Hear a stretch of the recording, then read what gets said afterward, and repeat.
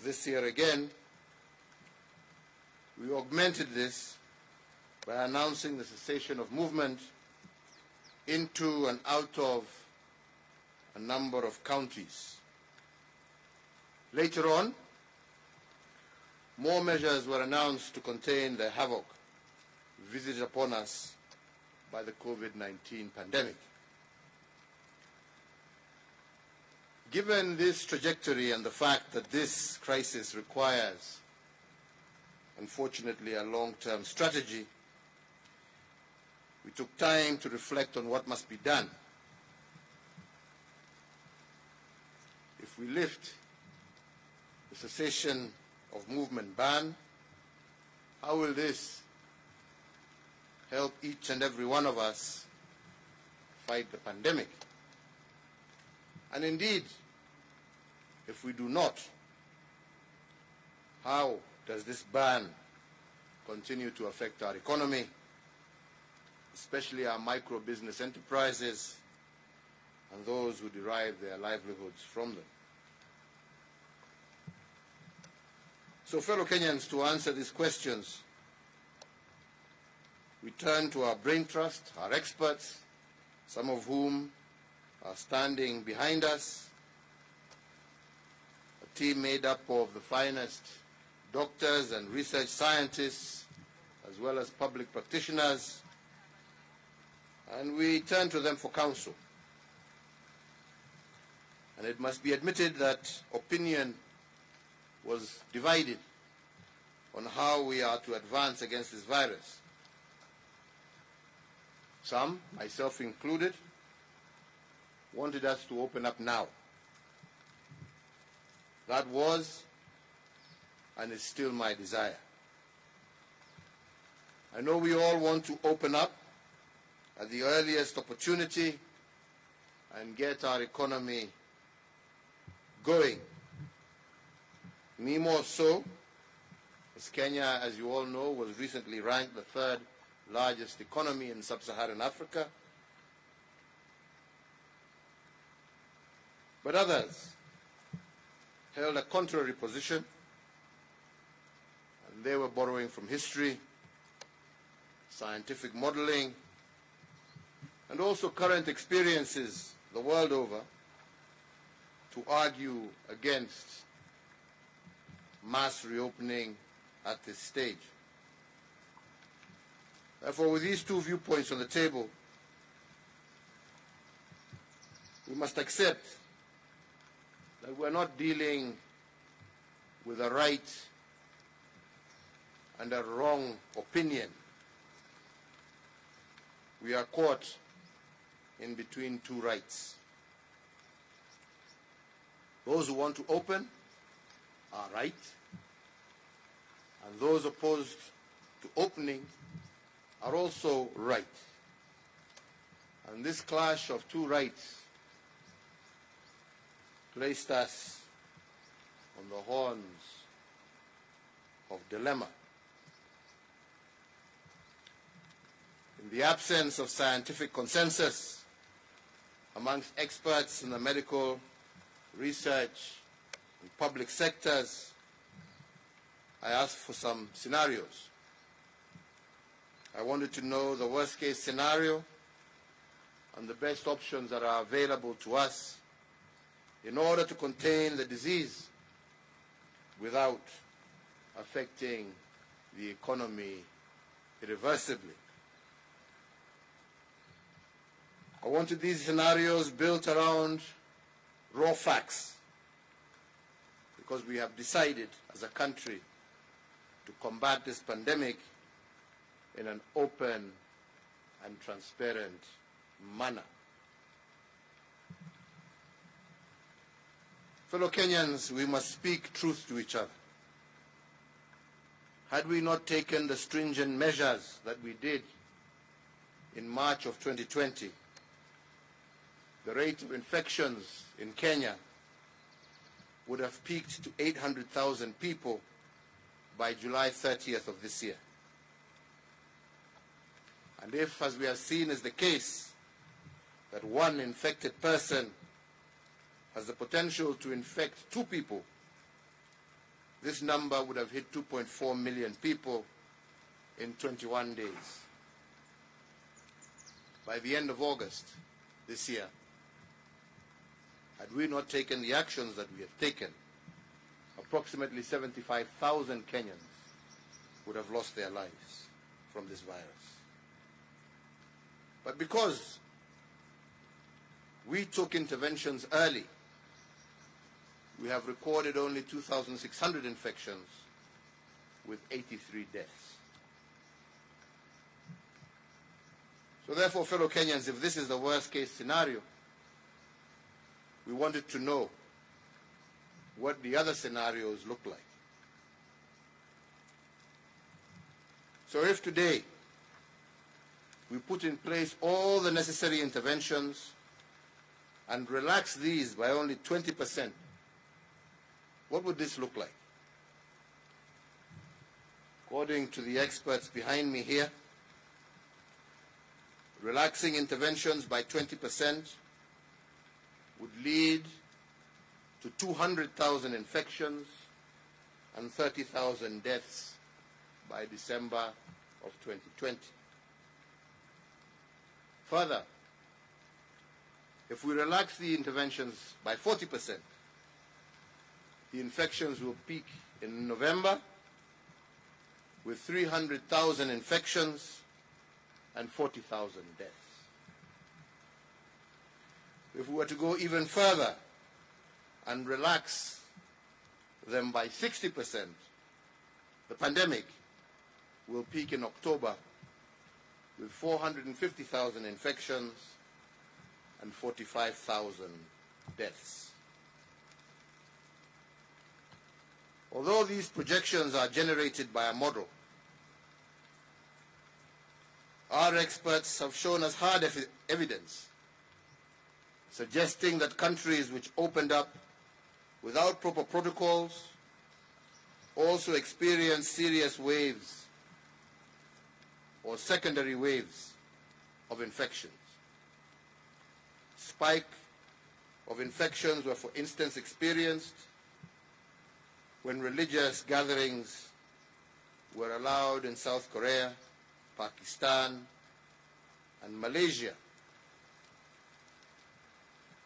So if this is our new reality, and we face the dilemma of easing restrictions or continuing with them, the question then is, what must we do as a country? What is our irreducible minimum for reopening the country? What is the threshold below which we cannot go?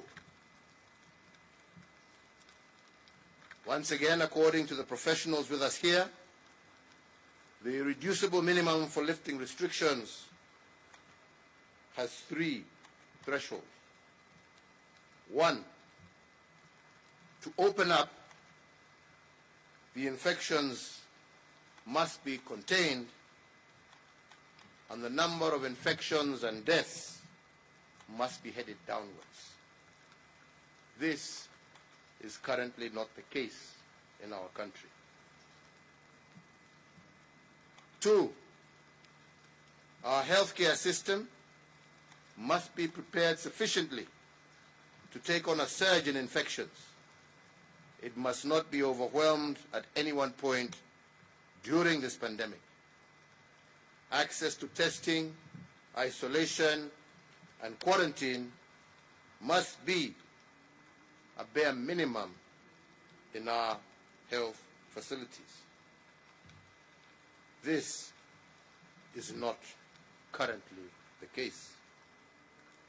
3, the capacity for surveillance and contact tracing must also be fully in place across the country.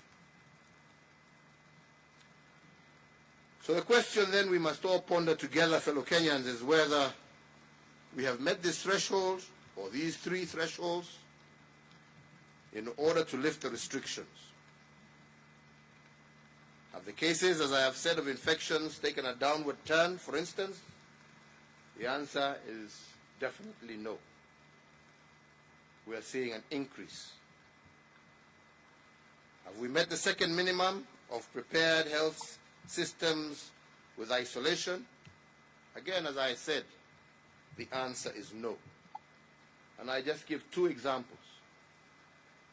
Siaya County has only a 10-bed isolation facility, and already they have admitted 9 COVID patients from only one incident. Similarly, Busia County has a 34-bed isolation facility, and 2 days ago, that facility was full. So, fellow Kenyans, if there is a surge in infections in just these 2 counties, the healthcare system will most definitely be overwhelmed. So the hard question to pose here is whether Kenyans are prepared to nurse COVID-19 patients in their homes if our healthcare system cannot handle the numbers. Are they prepared to expose their children, to expose the elderly to COVID-19 patients in the close proximity of home? And yes, we have dispersed Kenya shillings 5 billion to the counties in order to assist them increase their healthcare capacity in view of this pandemic. But to build the necessary health infrastructure for such an undertaking requires time. We must get ahead of this pandemic by creating lead time.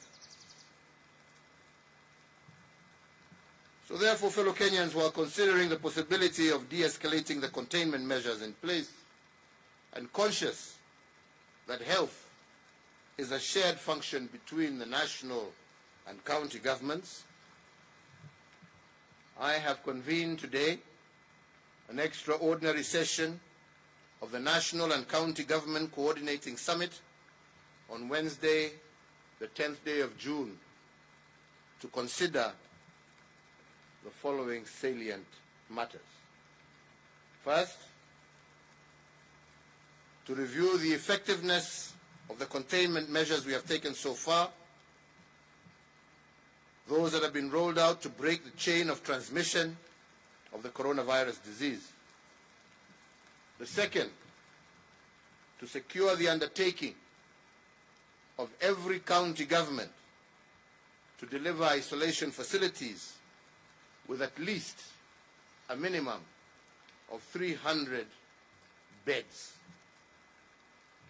And thirdly, within 14 days, to develop time-bound protocols for progressive reopening of the economy. Fellow Kenyans, with my colleagues and having applied our minds to the different scenarios presented by our experts, I have reconciled myself to the fact that to open or not to open is not a dilemma between a right and a wrong. It is a dilemma between 2 rights. And because of this, and fully cognizant of the irreducible minimum given by our experts, and in keeping with the advice of the National Security Council, I today hereby direct an order as follows. That the cessation of movement into and out of Eastleigh area of Nairobi and the specific limitations in force with respect to the Old Town area of Mombasa that is currently in force shall lapse at 4 a.m. on the 7th of June 2020. That in view of the successful containment of the disease in the counties of Kilifi and Kwale, the cessation of movement into and out of the two counties that is currently in force shall also lapse at 4 a.m. on the 7th of June 2020. 3, that following stakeholders' consultations in the education sector, the Ministry of Education, jointly with the Ministry of Health, issue and publicize guidelines on a gradual and progressive return to normalcy in the education sector by the third term, that is, from the 1st of September 2020. Further, that the Ministry of Education shall announce the new school calendar by the middle of August. As you are aware, on Madaraka Day, I did direct that the Ministry of Interior, the Ministry of Health, hold consultations with interfaith and religious organizations. So today, we state that following these consultations, within 7 days of today, the Ministries of Interior and Health will constitute an interfaith council to work out modalities and protocols of reopening of our places of worship. 5, that in the meantime, the ban on all forms of gatherings, including but not limited to political gatherings, social gatherings, including bars, be and is hereby extended for a further 30 days. That due to the evolving nature of the disease globally, international travel restrictions are hereby extended. In the meantime, the Ministry of Transport is directed within 7 days from the date hereof to engage all key stakeholders and develop protocols and guide resumption of local air travel. That due to the increase in patterns of infections, the cessation of movement into and out of the Nairobi metropolitan area, Mombasa, and Mandera be further extended by 30 days. That the nationwide dusk to dawn curfew, currently in force until today, the 6th of June 2020, is extended for a further 30 days. However, the commencement time for the same shall be varied from 7 p.m. to 9 p.m., with the end time for the same being varied from 5 a.m. to 4 a.m. Therefore, effective 7th June 2020, the nationwide dusk to dawn curfew will run from 9 p.m. in the evening to 4 o'clock or 4 a.m. in the morning. This variation should enable Kenyans to have a full workday schedule. Fellow Kenyans, recognizing the negative impact of the COVID-19 is not limited to healthcare. As I have said before, my administration has made targeted interventions to protect our economy. At the onset of the pandemic, my administration injected $216 billion back into the economy through tax refunds, rebates, and waivers. In our second phase, we have further rolled out $53.7 billion under an 8-point stimulus package to reinvigorate our economy. Each week, the government is distributing approximately 300 million shillings a week to the most vulnerable members of our society, on top of Kazi Mitaani, which is also being extended to cover more counties. Also on Madaraka Day, I did announce that a further Kenya shillings 2 billion would be injected into the hospitality industry to cushion those in that industry from the effects of this pandemic, and modalities of how these resources will be shared are to be released next week, with priority given to ensuring that our workers in this sector are assisted to retain their jobs. Finally, I wish to assure each and every Kenyan that I shall do all that is necessary to limit the negative effects of COVID-19 on our people, our economy, and our way of life.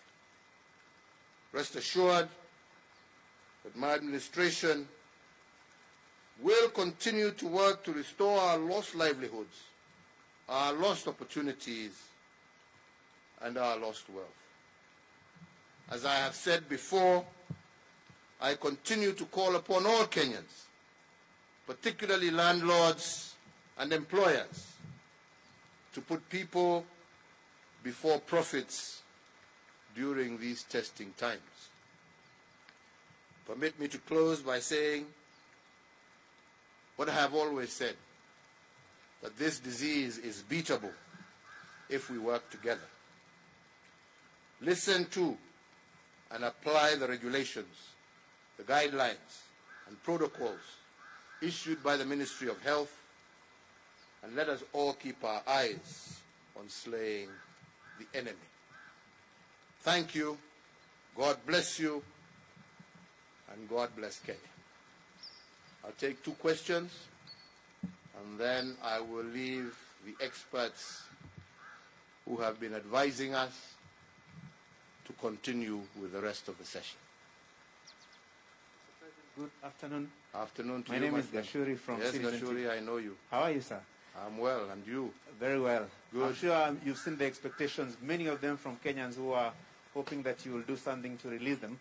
But be it as it may, the main question is the question of sustenance, livelihoods.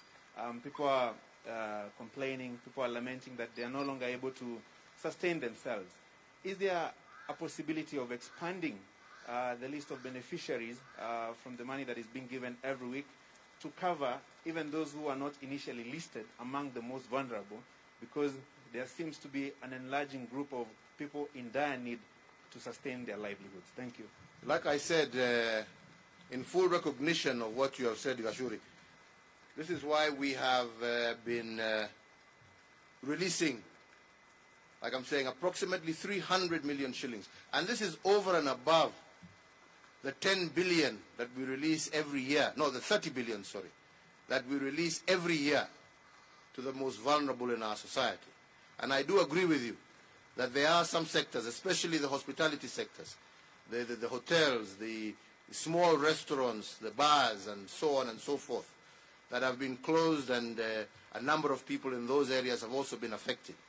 That is why on Madaraka Day, we said that we are expanding that program by a further 2 billion shillings in order to be able to capture those people in those sectors, and to also ensure that we are cushioning them during this difficult time as we work towards reopening. But ultimately, we have no choice. We will do what we can to continue to support livelihoods. We recognize that that's where the challenge is. And we will do what we can to support all our citizens, especially those most affected. And we will continue to do that. So I want to assure you that we have that in mind, and we are taking action on it. And as I've said, the Joint Ministerial Committee that was put together to make consultations with those in those most seriously affected industries will, within a week, come out with the guidelines of how those resources shall be released. And like I'm saying, this will go specifically towards ensuring that these establishments are able to keep their workers on payroll while we go through this difficult time. Secondly, as we have also said, the reason for expanding the curfew time is to ensure that we now have Kenyans who are able to go to work and have a full day's work and still have adequate time to go home. This now will enable Kenyans to be able to work a full shift, unlike the half shifts that we are into before. Now you can have a full day shift. You can work from 8 to 5 and still be able to get home on time, thus expanding the number of working hours and therefore enabling more and more Kenyans to be able to resume their normal duties and activities in our economy. Jina langu ni Nancy Okware kutoka Nancy Okware kutoka KBC.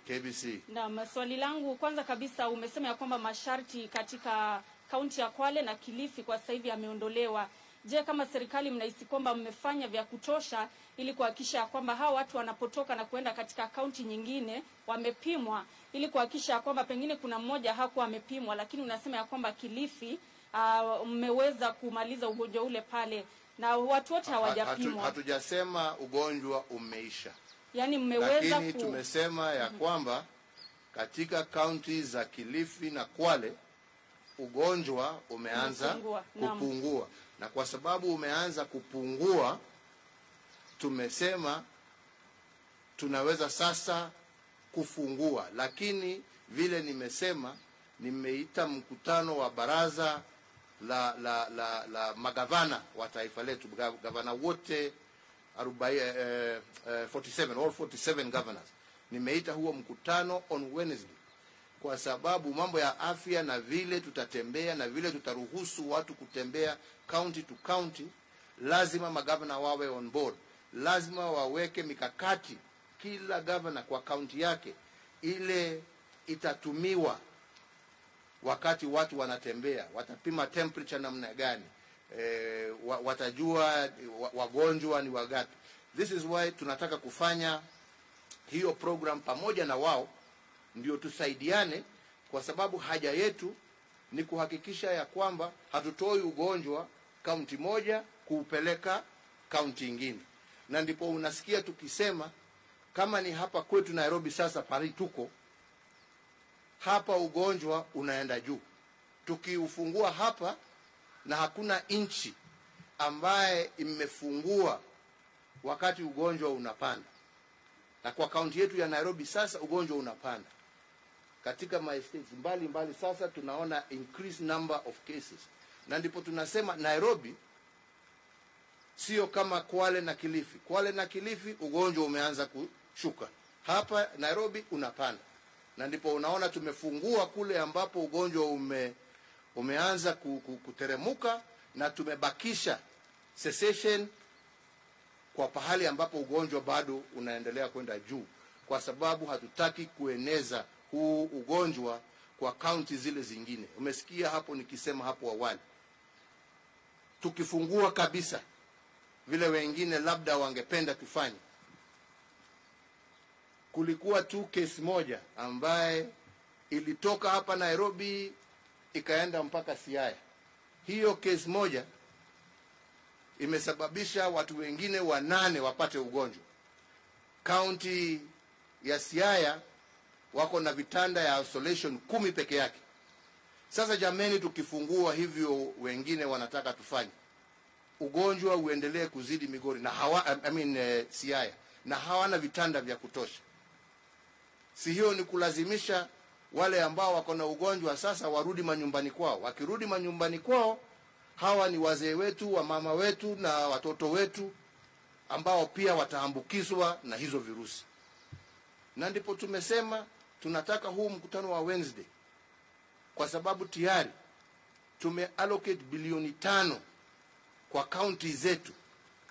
Tunataka tukubaliane na wao ni mikakati gani wataweka, na tunasema ukitaka county tufungue lazima uwe na a minimum capacity ya vitanda 300 zile ambazo zaweza kutumika ugonjwa ukipanda katika kaunti yako. Kwa sababu tukikataa kuweka hiyo mikakati, umesikia yale nimesema hapo, idadi ya wananchi ambao twaweza kuhatarisha maisha yao tusipoweka hii mikakati ambapo tunasema. Nimesema sana haja yetu sio kuumiza Wakenya. Mimi mwenyewe nilikuwa nadhania ya kwamba tutafungua hata zaidi ya yale ambaye tumefanya hapa leo, lakini ni mjinga ambaye hasikizi kutoka wataalamu wake. Wataalamu wetu wametuambia kufungua ni makosa.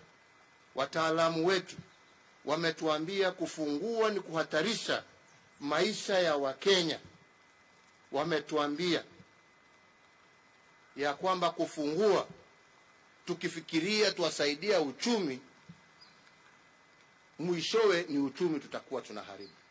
Wacha jameni, tusaidiane vile nimesema, vile Francis amesema hapa, tuone ni kwa njia gani tutaweza kusaidia wale ambao wameumia zaidi.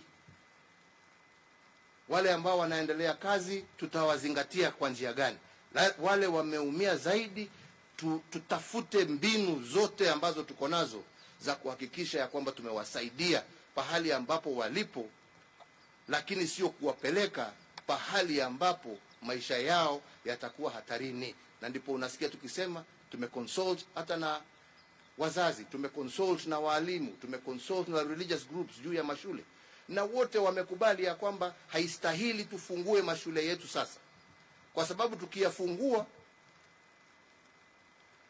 hiyo ni kama kufungulia virusi vianze kusambaa zaidi ya vile ambavyo inaendelea kwa wakati huu. Kwa hivyo Wakenya wenzangu, tunajua ni muda mgumu. Nimeona meme mingi ambazo mmetumatuma huko, sijui ati Freedom Day, Independence Day. Hii sio mambo ya independence, hii ni mambo ya maisha jameni. Hatufanyi hii kuumiza mtu yeyote. Jamani, tunafanya hii kuhakikisha kwamba tumelinda maisha ya wananchi wetu. Jameni, afadhali uwe hai ndio uweze kukula hiyo happy ambayo unatafuta. Lakini ukiishia hiyo happy ulikula siku moja, iwe ndio itakupeleka kwa kaburi, sioni haja wenzangu. Tutulie, nafasi bado itakuja. Mungu awabariki, Mungu awalinde. Nataka sasa niwaachie katibu wa Wizara ya Afya Susan Mochache aendelee pamoja na hawa wataalamu ambao wako hapa. Dr. Amos yuko hapa na wenzake. Hawa ndio wako na ujuzi. Sisi tumeshinda siku mzima tukiwauliza maswali, na tumechukua yule mwito ambao wako nao. Sasa sijui nyinyi wengine labda pia mko na maswali kama sisi tulikuwa na maswali. Wako hapa waweze wawajibu. Yangu ni kuwauliza wenzangu wa Kenya, let us have patience, let us trust in God, we shall overcome, na tutashinda hii virusi na Kenya yetu itasonga mbele. Mungu awabariki nyote, Mungu awalinde. Asanteni sana.